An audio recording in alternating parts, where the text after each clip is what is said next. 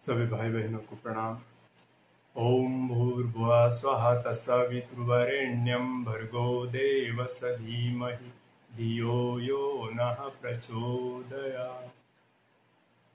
ओम गुरुब्रह्मा गुरुविष्णु गुरुदेवो महेश्वर गुरुदेव साक्षात् परब्रह्म तस्मै श्री।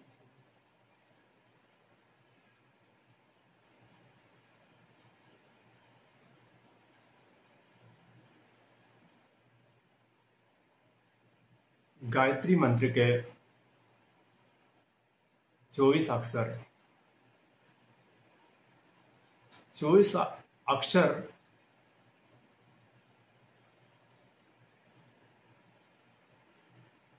एक एक अक्षर का भाव, अर्थ और वह हमें क्या शिक्षा देता, इस बारे में गायत्री मंत्र के 24 अक्षरों पर प्रकाश डालने का प्रयत्न करूंगा। गायत्री के 24 अक्षर को व्यक्ति मनन और चिंतन और हृदयगम यदि करेगा तो स्वाभाविक है उनको लाभ मिलना प्रारंभ हो जाएगा। गायत्री मंत्र के 24 अक्षर में सर्वप्रथम व्याहति में ओम वह सर्वव्यापी परमात्मा परमेश्वर सर्वेश्वर सच्चिदानंद जो संसार को गति देता है, संसार को गति ओम से ही मिलती और परमात्मा का सच्चिदानंद स्वरूप ओम ही है और ओम परमात्मा का हमें सतत गतिशीलता प्रदान करता रहता है। जितनी मात्रा में परमात्मा के सत चित और आनंद का अपने आत्मा में आत्मसात करेगा उतनी मात्रा में व्यक्ति को परमानंद ओम की अनुभूति होने लगती है। ईश्वर परमात्मा ना तो निंदा से, स्तुति से, ना खुशीमंदी से पसंद होता। वे ईश्वर के बनाए गए नियमों पे चलना एवं नियमों पे चल के ईश्वर के कार्य समस्त चराचर जगत में फैली हुई उनकी सृष्टि को सुव्यवस्थित चलाने का जो कार्य करेगा वही परमात्मा ओम की अनुभूति परमात्मा के रूप में व्यक्ति को होने लगती है। ओम हमारा सच चित आनंद जितनी मात्रा में व्यक्ति अंदर धारण करेगा उतनी मात्रा में व्यक्ति सुखी और संपन्न संतोष मिलता रहेगा।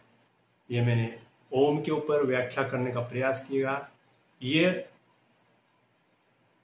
भू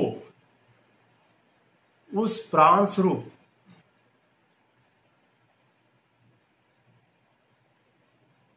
मुनियों ने प्राण को ही भू कहा गया। भू का आशय है कि व्यक्ति को हर व्यक्ति से समान भाव से कार्य करना चाहिए। नर हो, नारी हो, जाति हो, प्रथा हो, संप्रदाय हो, उच्च नीच की भावना छोड़ के हर मानव में प्राण तत्व विद्यमान होता है। परमात्मा का प्राण तत्व होने के कारण उस प्रत्येक व्यक्ति में समान भाव का व्यवहार करने की हमें शिक्षा मिलती है। व्यक्ति समान भाव यदि व्यक्ति में भेदभाव करने लगेगा तो हमारा उस भू शब्द की अवहेलना होगी। चराचर जगत में ईश्वर के द्वारा निर्मित बनाई गई सृष्टि में जो प्राण तत्व दौड़ रहा वो प्रत्येक में अहिंसात्मक होना चाहिए। अहिंसात्मक साथ साथ में समान भाव से व्यवहार करना चाहिए। यह हमारा भू शब्द हमें यह बताता है। भू समस्त दुखों का नाश भू को कहा गया है। भू समस्त नाशों का दुख का कारण तभी बनेगा व्यक्ति यदि सकाम भाव से अपने लाभार्थ के लिए कार्य करेगा तो स्वाभाविक है कि दुख का कारण बनेगा। दुख व्यक्ति को स्वतः नहीं आता, दुख व्यक्ति स्वयं के द्वारा निर्मित किए जाते हैं। हमारा भूव शब्द यह बतलाता है कि हमें निष्कर्म भाव से, निष्काम भाव से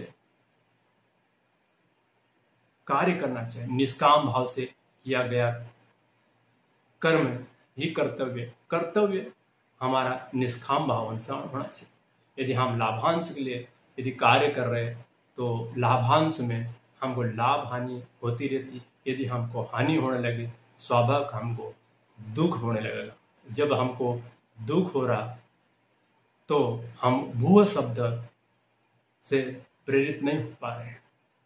भू शब्द हमें समस्त दुखों का नाश करने की प्रेरणा देता, किंतु हमारी जो हमने मनोभूमि के अनुसार हम जिस प्रकार के आचरण और व्यवहार करेंगे उसी प्रकार का हमें लाभ मिलता रहेगा। यदि हम दुष्कर्म करेंगे तो स्वाभाविक हमको दुख मिलेगा ही। हमारे जो दुख का कारण कि हमारा सकाम भाव से किया गया कर्म ही दुख का कारण है। यह हमें भू शब्द यह प्रेरणा देता है। स्व शब्द हमें वह प्रेरणा देता है कि व्यक्ति को अपने मन को स्थिर रखना चाहिए।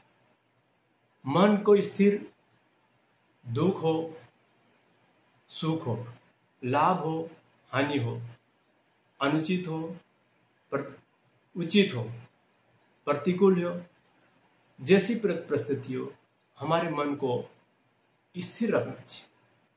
वही व्यक्ति महान बनेगा जो अपने मन को स्थिर रखेगा। व्यक्ति यदि संपदा, धन, पद, प्रलोभन देखे व्यक्ति कुछ अपना मान सम्मान बढ़ा लेगा, किंतु उनके अंदर अहंकार की बदबू आने लगेगी और अहंकारी व्यक्ति निश्चित ही अपने अहंकार के कारण विनाश के कागार पे पहुंच जाएगा। अहंकारी व्यक्ति अपना स्वयं भी नाश कर लेगा। और जिस व्यक्ति को अनुचित उचित लाभ और हानि में यदि हानि होने लग गई तो व्यक्ति निराश, हताश और आस्था, ईश्वर पे आस्था, अपने ऊपर आस्था, अपने आत्मबल गिरा लेगा और मनोभूमि इस प्रकार बढ़ेगा। व्यक्ति अपने को गिरा हुआ महसूस करेगा, पतित महसूस करेगा, असहाय महसूस करने लग जाएगा और असहाय व्यक्ति में अपनी प्राण प्रतिरोधक क्षमता घटने लगती है और प्राण प्रतिरोधक घटने से कहीं बीमारियों का उसमें प्रादुर्भाव होने लगेगा और व्यक्ति कहीं बीमारी से ग्रसित हो जाएगा। आपका मनोबल टूट जाएगा। व्यक्ति को हानि हो या लाभ हो, हर स्थिति में अपने मन को स्थिर रखना चाहिए। यह हमें स्व शब्द से हमें यह तात्पर्य बताएगा। आप गायत्री मंत्र के 24 अक्षर प्रारंभ होते, 24 अक्षर में सर्वप्रथम तत् वह हमें बतलाता है कि बुद्धिमान मनुष्य अपने विवेक के माध्यम से विद्या ध्यान करके आत्मज्ञान प्राप्त करने का प्रयास करता रहता है। आत्मज्ञान, तत्व ज्ञान प्राप्त करने पे व्यक्ति देव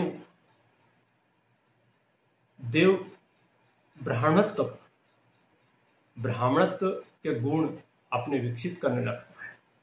ब्राह्मणत्व वह है जो व्यक्ति को विद्या ध्यान तप के माध्यम से अर्जित पूंजी को व्यक्ति लोक कल्याण के लिए व्यक्ति समर्पित करता रहता, विद्या दान देता रहता।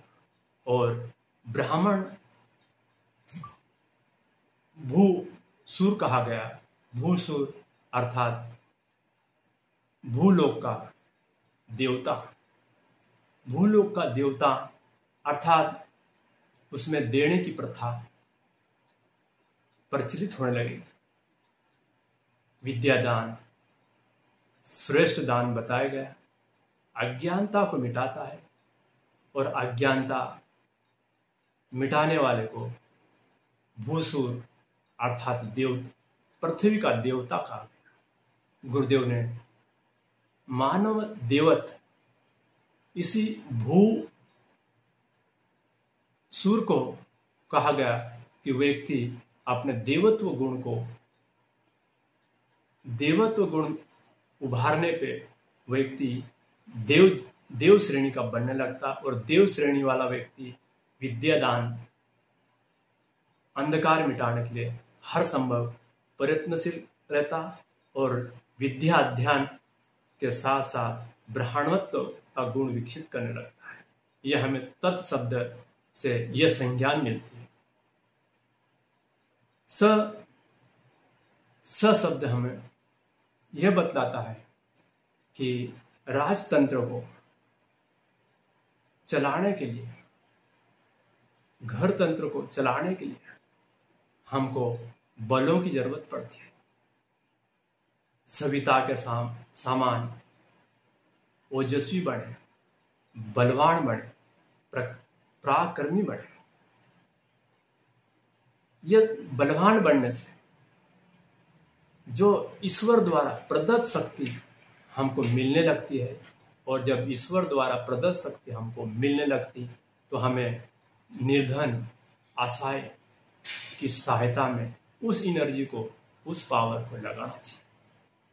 साथ में निर्धन असहाय बेसहारा को यदि कोई सताएगा तो उसके लिए उस एनर्जी, उस पावर का उपयोग कर शत्रुओं को विनाश के लिए, परास्त करने के लिए हम उस शक्ति का उपयोग होना चाहिए।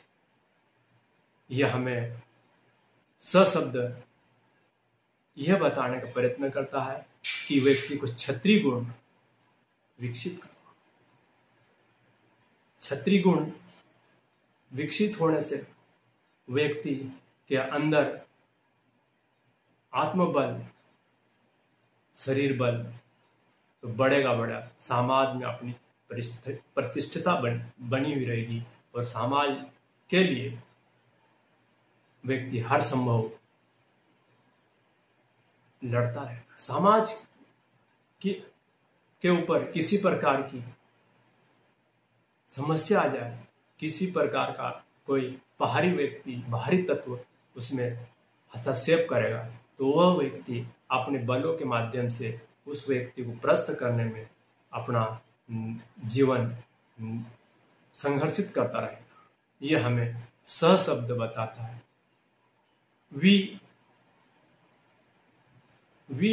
वित्तीय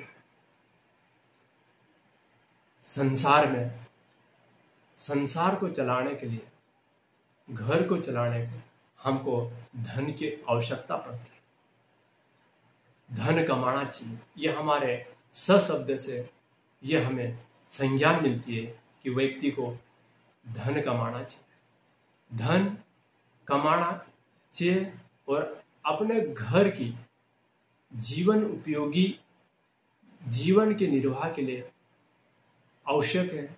और यदि अधिक धन का उपार्जन कर लिया तो लोक और समाज और राष्ट्र हित के लिए समर्पित करते रहना चाहिए। यह हमें स शब्द वि शब्द से हमें यह प्रेरणा मिलती है कि व्यक्ति यदि धनी कमा रहा किंतु लोक कल्याण में नियोजित नहीं करेगा तो व्यक्ति का बोझ जमा पूंजी उसको उसी को अहंकार की ओर ले जाएगा और विनाश की ओर ले जाएगा। व्यक्ति को संपदा कमाना चाहिए, संपदा आवश्यक है। ये हमारे 3 शब्द तत् सव वि, यह हमारे तीनों शब्दों से तीनों ग्रंथियां, तीनों शक्तियां की धारा मिल जाए। दुर्गा से बल, सरस्वती से ज्ञान, लक्ष्मी से धन, तत् सरस्वती, स दुर्गा, वि लक्ष्मी। हमारे त्रिदेव त्रिपदा गायत्री इन तीनों शब्दों में समाहित है और तीनों शब्दों में व्यक्ति त्रिगुणी हो जाएगा। और जिस व्यक्ति को तीनों शक्ति का पावर बन जाएगा वह सर्व संपन्न देवतुल्य बन जाएगा। अभावग्रस्त व्यक्ति को धन की आवश्यकता पहुंचा देगा, अज्ञानी व्यक्ति को ज्ञान दे देगा और निर्बल को